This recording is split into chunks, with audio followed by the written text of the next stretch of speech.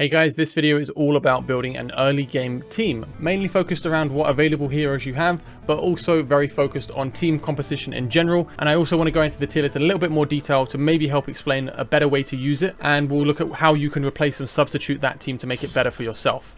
So with that, let's have a look at the likely starting team and the best way for you to build one. So when you're starting out, you get a number of rares, that is Rex, Camille, Maureen, Voltus, and Borra. These guys are all pretty decent and pretty usable. However, the main three I would recommend focusing on are these three. Voltus actually does a pretty good amount of damage. He's a good AoE mage. I know a lot of people are using him to some decent success, so you may be able to take him even to 5-star and 5 promoted and get some good use out of him, depending on how many mages you have. Rex is actually a solid defender, and you can get pretty far using Rex. Ideally, take him to 4-star max promoted. You can use him for fusion fodder to make Olivian. So that's his kind of natural evolution of what you'll be doing with him, is making an epic defender instead of a rare. Better stats, more stuff going on. And you have Camille, who is like a starting healer character, and healers are very important. So these are the three heroes you get at the start that you'll probably want to use in every single team you have. Borra is good just for the floating stats. He is a fighter as well, but since fighters are more damage focused, you do really want to be using epics where you can. So how do you build this team out from here? There's two other things to mention. One, everyone who starts the game, their very first pull is Maureen, and it's a scripted pull. But your second pull is another scripted pull to a degree, but the scripting is that you get a marksman, and you get one of these three marksmen plus Tazira. So I don't have Tazira in this account yet. She's got like yellow feathers in her hair. These are the three that are the best ones. Tazira is still good, but she's not quite as good as these three. These three are really good. So whichever one you get, that's going to be in your core team. So now this is your starting team. These four heroes. Day 3 login, so today is the third day. If you started on global launch, then you will get Mary. Mary is an AoE mage. She is not a damage dealer. Do not build her with too much attack. Focus on HP and keeping her alive. If she's not having trouble keeping alive, then yeah, give her some attack, because why not? But her main purpose is the slows. She's just really good at slowing down the waves. She also applies some really good debuffs, vulnerability to make the enemies take more damage. And her ultimate can freeze enemies in place for 3 seconds, which is really good. All of this will increase with awakenings and with skill ups, so yeah, she's a really good control focused hero. So now at day 3 we've actually got 5 heroes. And this isn't a bad roster, right? We've got a defender, we have a healer, we have 2 mages, one's more control focused, and we have a piercer marksman for some airborne damage. We can even take Borra, and then we can boost the stats of 3 of our core heroes. And if you do need to chuck down a fighter, then Borra's okay early game. However, now we need to make this into a fully functional team to progress through the campaign, and this is only 5 out of 10 slots. The slots unlock gradually, but even still, you'll probably have a few more slots that you need to fill up. So, in terms of knowing what you need to build, I think it's good to talk about what you need in a team. And my suggestion would be, and this really becomes important towards the end of chapter 3 in the campaign, you will need 3 ground tiles to place. So these are 2 of the earliest ones you can use, Borra and Rex, and you'll need a third. You really want to be hoping for pulls, so hopefully you've got a fighter or a defender that you've pulled that's an epic, and they'll be good to focus on. So Janquar, Olag, whatever. And for me, this is kind of a team I would consider using. I've got a decent early game defender, Olag is an incredible defender throughout, and Janquar is actually pretty good.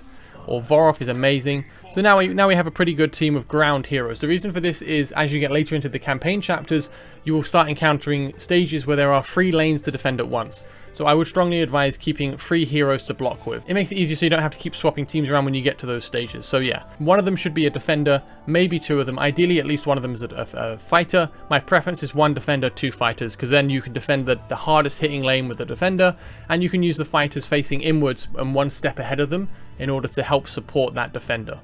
Cool, so that's that. We've got these guys now, but they don't have any healing. We need to keep 3 people alive. So we have Camille, that's a pretty good start, but she's healing 1 person at a time, and we have potentially 3 lanes to keep alive at the same time. So you definitely need a second healer. So I would advise fusing Lightlock at that point if you haven't pulled another healer.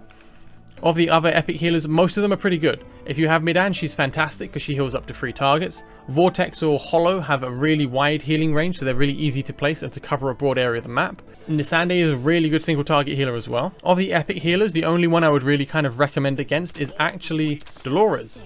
So you may see I actually really love Dolores. She's really highly rated on my tier list, and we're going to get to the tier list in a bit. The reason is not because she's a healer. The reason is because she's an attack booster. Dolores is more of a support. She offers a massive amount of damage bonus to her allies by this inspiration buff.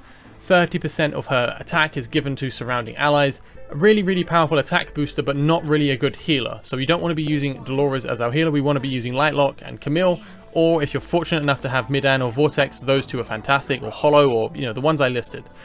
So that's good. Now we've got our ground tiles and we've got our healers. Now we need to get some damage out. So these three are already pretty much here. So yeah, these three are a good start. Voltus is actually pretty good. I've heard some good things from people who are progressing using him. So I think he's probably okay to take to 5-star. I definitely wouldn't take him to 6-star. But I think 5-star, if you need it, if you don't have any other mages, Voltus is a good option for some area magic damage. Now that we've got Mary, she's a great option. You don't have to build her very far. She's not a damage dealer, but she will help quite a bit with her slows and her freezes to buy time for your healers to heal your defenders up, or for your DPS to kill the waves. So it just buys you a lot of breathing room. So that's why Mary is used quite a lot. And then your marksman to help deal with the anti-air enemies. Now you've got 2 slots left, so you kind of have a couple of choices with this. I would like more damage in this team because we've only got 2 main damage dealers and a fighter, so kind of 3 DPS heroes here. So ideally I would have another one, something like Iona, if you're willing to spend a few quid, and if not, then it depends on what you've pulled. So besides your pull luck determining the last 2 slots, the other thing is of course using a rare lord to pick up some passive stats. This is generally a fairly good idea. As you can see now, 4 of my heroes have a watcher bonus. This bonus isn't crazy. It's going to give me 5% stats, and it's going to give me an increase in damage and healing multipliers periodically. So it's kind of random, but it's something. It's better than nothing. So I would recommend something like that for a starting team. It depends on what heroes you've pulled, and it depends if you've been able to fuse. If you don't have Mary, but you do want a slow, this guy is good as well. His name is Alucas. He just has loads of slow arrows, so he can be quite useful. I did actually use him to help me progress in the insignia stages and occasional stages like that, just to slow things down and buy me time to get more damage out on the enemies. So Alucas can be good for a CC hero if you need it. There are a few heroes you can slot in to help out, but that brings us on tidily to the next part of the video, which is when you are pulling heroes, epics or legendaries, how do you substitute them into your team? Who are you replacing? How are you deciding which heroes to use? So for that reason, I did make a tier list, which is on my website, mybucket.com. I have adjusted it slightly. I've added an early column and stuck it in the front. The reason I've moved it to the front, people understandably were focusing a bit too much on the overall rating. The overall rating was just because I knew people would want to see it. Really, you should be focusing on the rest of these columns. This is where the game gets more tricky. Trying to progress in the gear raids, gear raid 1, 2, and 3, guild boss teams, your arena teams. These are largely the gear raid 1, 2, 3 and guild boss and artifact and even basic trial. These are all going to be completely different teams. You're not going to be able to share the same hero amongst them. If you've got something like a Hatsa, a Salazar, or an Eloinda, like the top 3 heroes in my tier list, you can use them in a bunch of this content quite well. But for quite a lot of these heroes, you'll see very spotty rankings. And that's because for something like Guild Boss or Gear Raid 3 or single target arenas, Baron isn't doing anything because you don't need a defender. It's not that Baron is bad, it's just you don't need a defender in that content. So he's an F because you just don't need him. So maybe I should change F to not applicable. So there is now an early column instead, and this is just focused on an early game progression.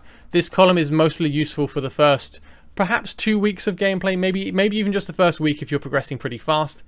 Once you start getting into building tailored teams to progress in Gear Raid 1, 2, 3, and your guild boss team, for example, then I would advise looking into these columns and kind of move away from these first 2 columns. The overall rating is just because people really like these kind of things, and it's kind of interesting to see as well to get a really broad view. There are a bunch of heroes that you can see a bunch of Fs on, and that's because they're not useful in certain content, and it's good to know that. Likewise, when it comes to actually building your heroes, keep in mind that you need to do damage first. Although Eloin may be one of the best heroes in the game, she's a healer. If you're progressing early game content and you've made Eloin a 6-star and all of your DPS are 4 stars, you're going to have a hard time. You need to kill stuff first and foremost. That's how the boss dies. You cannot heal them to death. Again, you cannot defend them to death. So I would recommend leaving your healers at 5-star. There's not much benefit in taking them to 6-star. You need to kill stuff fast. So DPS are really important. So yeah, that's how I would advise using this tier list. I am still updating. Focus on the early game column for now while you're still progressing. Try to swap out based on the team I just went over, having a 1 or 2 defenders and then 1 or 2 fighters, and having a combination of 3 of both of them combined, so that way you can block 3 lanes if needed. Having 2 healers so that you can cover all of those ground units and cover the rest of your heroes if needed. And then the rest of it is kind of a focus of DPS, and having a control unit helps a lot as well. That is my recommendation for an early game team. Do check out the tier list if you want to get some opinions on where things are useful, but do understand the tier list is more late to end game minded, even mid game, but it's not very good for early game. In the early game, almost any hero is going to be useful. I've kind of adjusted the early game column to be a bit more generous. If a hero is B+, they are still decent. They're not bad at B+. They're only really bad at B- is when you don't really want to use them for that thing especially. But if they're B+, then they're still fairly reasonable. But yeah, if it's a legendary hero, even if it's one that we're not particularly fond of, they still have really good base stats, and they will still probably shine in some content. So don't be discouraged if you've pulled a legendary and I don't rate it super highly. They are still legendaries, and early game they should still be good. It's just later on when you start building specific teams, they may not fall into a team for now. Anyway, I think that's the most concise I can make this video, and I don't want to ramble on too long, so hopefully that helps. If you do have any questions or you think I can clarify something better, then please do leave a comment and I will try to get back to you. If you've enjoyed the video, I'd appreciate it if you could like and subscribe to help get it out there more. Thanks again for watching. It's been great seeing the community grow, and I hope you guys are all enjoying the game. Tomorrow I will be making a beginner gearing video, so stay tuned for that. And I will be making a bunch of beginner content in the coming week. If there's areas of the game you would like me to cover for beginner videos, then again, just leave a comment and I'll be sure to put it on my list. I do have a bunch of older videos giving you very detailed tutorials on how to beat each chapter boss, every chapter boss in the game. So I'll link those in the description of this video if you want to have a look at those. Some of them are slightly older and outdated, but the general premise is I cover the strategies and the tactics. I don't use legendary heroes where possible. I just use epic teams if I can. It's mainly focused on team composition and strategies and placements, so hopefully they should still be helpful to you. Anyway, yeah, all of that will be in the description of the video. Thank you guys very much for watching. Have a great day. Good luck with your summons. Take care, and bye-bye.